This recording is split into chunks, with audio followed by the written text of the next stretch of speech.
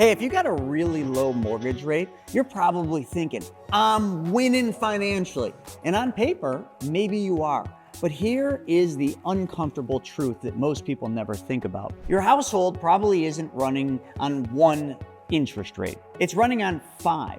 Your mortgage, your car loan, your credit cards, maybe student loans, maybe personal loans. And when you combine all of those together, your financial life might actually be running on a much higher cost of money than you actually realize, which is exactly how banks want it.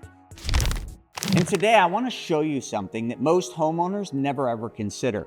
And that is how some people use their home equity, the money buried in their walls, as a financial control system, not just a retirement asset someday. Because that's what most people look at their house. They're like, oh, someday my house is gonna be worth this much. Someday I'm gonna sell my house and I'm gonna be able to retire.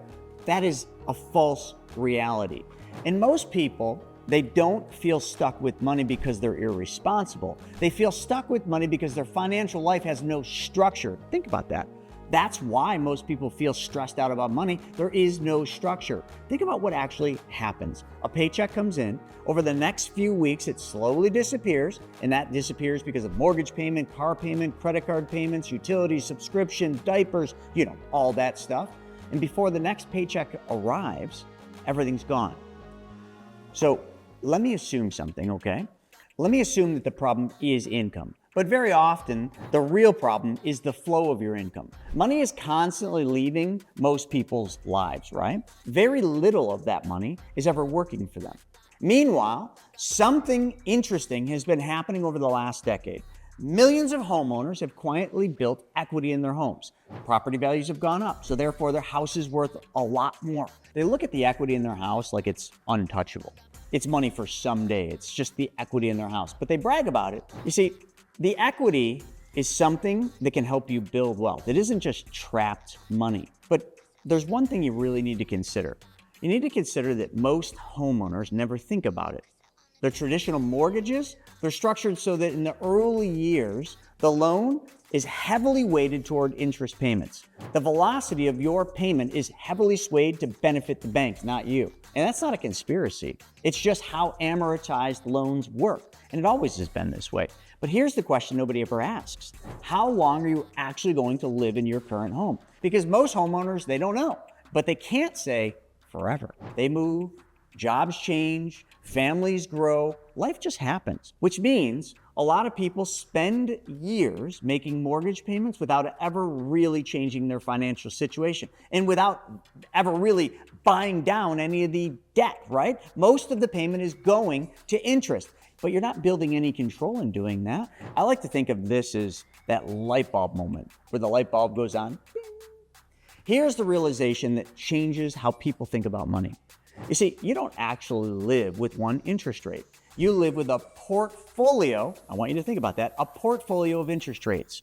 Your mortgage interest rate, your car loan interest rate, your credit card interest rate, your student loan interest rate, your personal loan interest rates. I know I'm repeating this because I'm trying to get you to think about it. Each one of these is quietly pulling money out of your life each and every single month. So when someone says to you, oh, I would never touch my mortgage because my rate is so low, I got one of those magic 2.5% or 3% rates. But that same person is probably carrying high interest rate consumer debt at the same time. And that's where the contradiction begins, because your money is flowing somewhere every single month. The only question you need to be asking is, who is it working for? And it's probably not you. So now let's talk about something people hear about all the time but rarely understand. A HELOC, a home equity line of credit. That's all it stands for. Think about it like a credit line tied to the equity in your house. It gives you access and liquidity, and it lets you use an asset that you already own, an asset that you live in, an asset that your family benefits from. But let me be very clear. A HELOC is not a magic tool. That's all it is. It is a tool. And tools can actually build things, but they can also break things. If you use your HELOC irresponsibly, it creates more problems. But used strategically, it can become something that allows you to regain the control of your money and the flow of your money. So here's the idea that I'm trying to get to. And this is the idea that changes everything. Velocity. Think about how the banks operate. You deposit money in the bank. They lend your money out, they collect interest, and they do it again and again and again. They're constantly moving money. Most households do the exact opposite. You see, money comes in, then it sits in a bank or a 401k, and then it leaks out. And the velocity is simply the idea that every dollar has a job. So the dollar reduces the debt. Some rebuilds the liquidity. Some creates new opportunities. And when you start moving money intentionally, your financial life becomes very different than it was before. But before we go any further, I hope you're enjoying this breakdown. And I need you to enjoy something else, and that is clicking that subscribe button, because that's what I enjoy, because that allows me to build this channel and solve more problems for more people. But it all starts with you. And also, there's a little bell up top. Whoa! Smash that bell so that you're notified every time I put out new content and every time we do a live. Because on this channel, we talk about how money actually works, not just what the banks want you to believe and what benefits them. So here's the strategy conceptually. Let's break this down into steps. Step number 1, identify where your money is leaking out of your life. You can do this with a little T-chart. Most households, it's consumer debt, credit cards, auto loans, personal loans, payments that quietly drain your cash flow every single month and make you feel stressed out. So step number 2 is define your target. Not just retirement someday, but something real. Maybe it's eliminating consumer debt. Maybe it's freeing up monthly cash flow. Maybe it's building a financial runway for your family. But you need to be very clear. The goal here is to take back control of your money. And step number 3, this is a great one. Some people choose to use home equity lines to eliminate their highest cost debts first. Again, this isn't about creating new debt, folks. This is about removing the worst leaks in your financial life. And step number 4, once those debts are paid off and gone, and you've recaptured the money back, the payments that used to go to somebody else now start coming back to you. They get redirected. And when you redirect those payments toward eliminating balances aggressively, then the velocity starts working in your favor. I know it takes time, but you know what? You could keep doing what you're doing now, or you could make this shift and start taking the control and the velocity back. So whenever people talk about using home equity, the interest explodes. People immediately start yelling, "Why would you ever touch your mortgage rate?" And well, the reason is quite simple. Most people are focused on rates. But like I said earlier, it's not about the rate, it's about the velocity of who's getting the interest. And experienced investors focus on the total cost and the control of that money.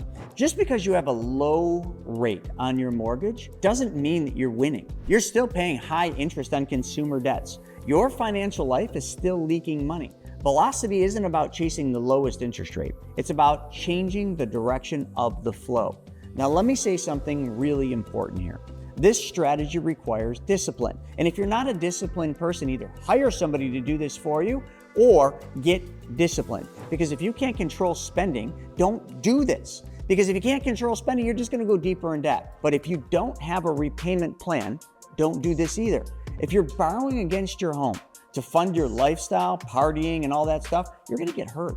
And you're going to hurt your family. And you also have to understand the risk of variable interest rates. A lot of HELOCs, they can go up and they can go down. The tool is powerful, but you got to use it responsibly. Now, here's the bigger picture. Strategies like this, they're not the final goal. They're just the beginning. Because once you stop the financial bleeding, something powerful happens. You create margin. You create your own spread. That margin creates liquidity. Liquidity then creates control. And this is the idea around being your own banker. And this is really where it begins. You see, paying the debt off, that's not where it begins. That gets you to zero. But now we're going to control the flow of money, and we're going to stop being dependent on banks in your financing. You are going to take back the banking functions in your life. That is what being your own banker is all about. So if you're serious about getting out of consumer debt, if you're serious about building liquidity and creating a real plan for your money, book a call with one of our money mentors and my team. They're going to walk you through your situation. They're going to figure out what strategies actually make sense for you, for your situation. And we're going to design a plan that's going to solve your problem. Before you go on, okay, check this video out right here. This video is gonna break down how some people get all the money back for every single car they buy, drive, and own. And once you understand that strategy, you're never gonna look at buying a car the same way again.